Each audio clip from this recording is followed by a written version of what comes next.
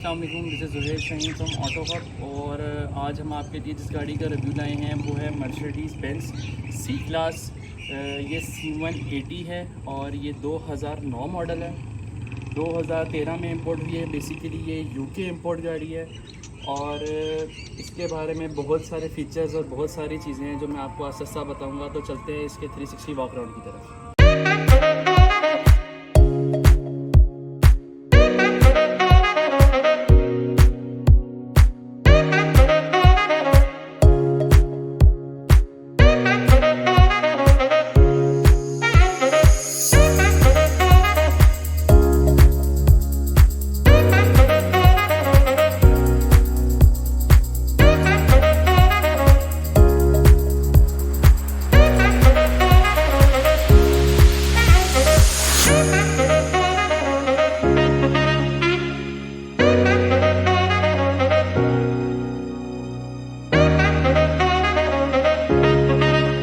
चलते हैं इसके एक्सटीरियर की तरफ।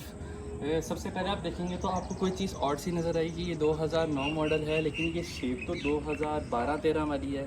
तो मैं आपको बताता चलूँ कि जो ऑनर हैं उन्होंने 2009 मॉडल को 2013 में फेस लिफ्ट किया हुआ है। जैसा कि आप देख सकते हैं ये DRLs, ये लाइट्स, बम्पर और हुड ईमन के ये फ्रंट जोन सी ग्रिल है, ये सारा 2013 में फेस लिफ्ट किया गया है और इंतहाई खूबसूरत है। बताता चलूँ कि ये 1.6 सुपर चार्ज इंजन के साथ आती है। ये कंप्रेसर नहीं है, कंप्रेसर 1.8 में आती है। ये 1.6 सुपर चार्ज इंजन है।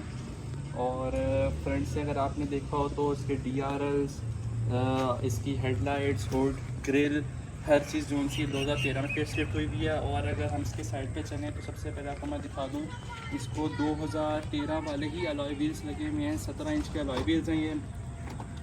और साइड्स पे अगर आप देखें तो सिल्वर का ब्लैक के साथ टच है जो कि बहुत ही खूबसूरत लग रहा है।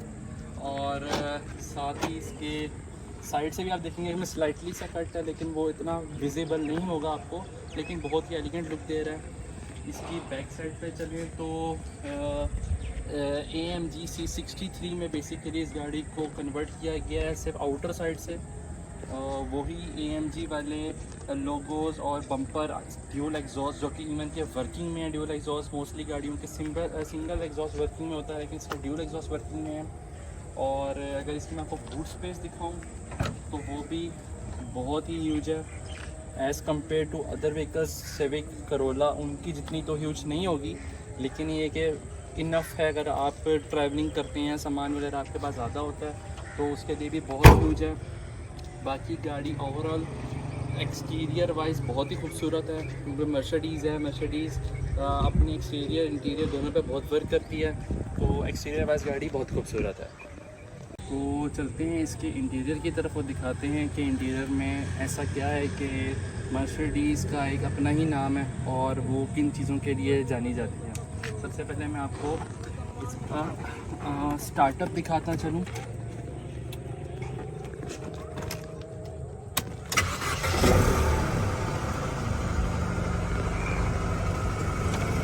और जैसा कि आप देख सकते हैं बहुत ही कलरफुल और ब्राइट किस्म का इसका ऑटो क्लस्टर है। ये एलिगेंस मॉडल है। इसमें क्लासिक आता है जो टोटली एनालॉग में आता है।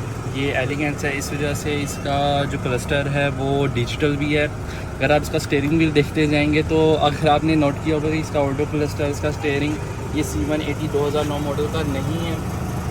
ये बेसिकली 2013 मॉडल C250 का है और ये भी फेस लिफ्टेड ऑनर की तरफ से किया गया है। अगर आप इस तरफ देखेंगे तो आपका टू हेडलाइट का जितना भी कंट्रोल है वो सारा इस तरफ मौजूद है। ये ऑटोमेटिक हेडलाइट्स हैं। हाई बीम करनी है आपने, लो बीम करनी है, ये हर चीज़ का यहाँ पे आपको फंक्शंस दिए गए हैं। हैंड ब्रेक देखी जाए तो यहाँ पे इसका हैंड ब्रेक रिलीज़ है। अगर आपने हैंड ब्रेक लगानी है वो तो पाँव की तरफ है जैसे मोस्टली जापानीज़ गाड़ियों में होता है, लेकिन इसका रिलीज़ अगर आपने हैंड ब्रेक खोलनी है तो आपको इस पी बटन को ऐसे अपनी तरफ पुल करना होगा। बाकी इस तरफ देखते जाए तो इसका साइड मिरर कंट्रोलर और पावर विंडो है। लॉक अनलॉक के लिए यहाँ पे बटन दिए गए हैं। साथ क्रोम हैंडल है, अगर आप देखेंगे तो वो भी बहुत खूबसूरत है। बाकी मर्सिडीज़ की तरफ से हार्मन कार्डन के साउंड सिस्टम दिए जाते हैं। स्पीकर आप देखेंगे आपको यहाँ पे स्पीकर नज़र आएगा। बाकी अगर हम यहाँ पे चलते जाएँ तो हमें यहाँ स्टीयरिंग व्हील पे आप देखेंगे तो मल्टीमीडिया कंट्रोल मिलेंगे, जिसके अंदर आपका ऑडियो क्लस्टर का कंट्रोलर मिलेगा, जिससे आपका ऑडियो क्लस्टर कंट्रोल आप कर सकते हैं। अगर आपने म्यूज़िक या अपना मोबाइल अटैच किया हुआ है उसके लिए फ़ोन हैंग अप और कॉल पिक करना, इसके मुतालिक नॉइज़ कैंसलेशन ये भी मौजूद है।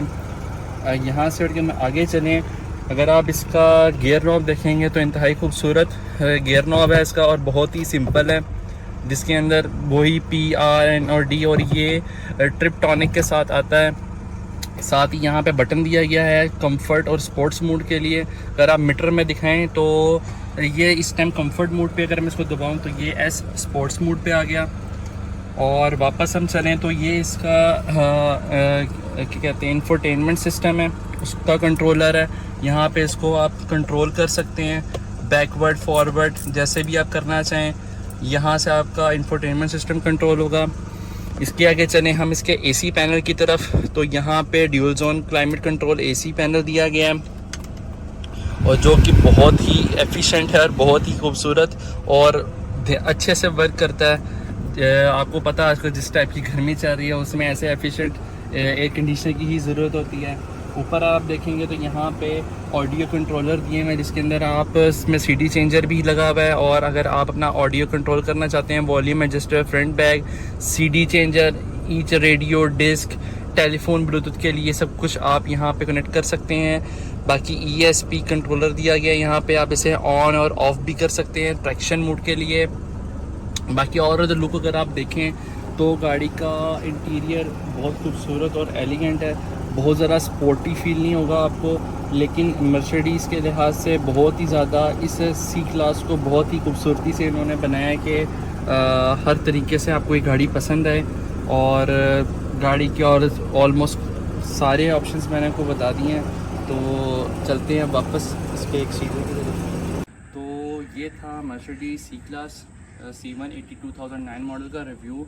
अगर आपको ये रिव्यू पसंद आया हो तो हमें कमेंट करके ज़रूर बताइएगा, और आप किस गाड़ी का रिव्यू देखना चाहते हैं हमें वो भी कमेंट करके बताएं। हमारे YouTube चैनल को सब्सक्राइब करें और हमारे other social media platform Insta और फेसबुक पे हमारा पेज लाइक करें। तो इंशाल्लाह मैं मिलता हूँ आपको नेक्स्ट वीडियो में। अल्लाह हाफ़िज़।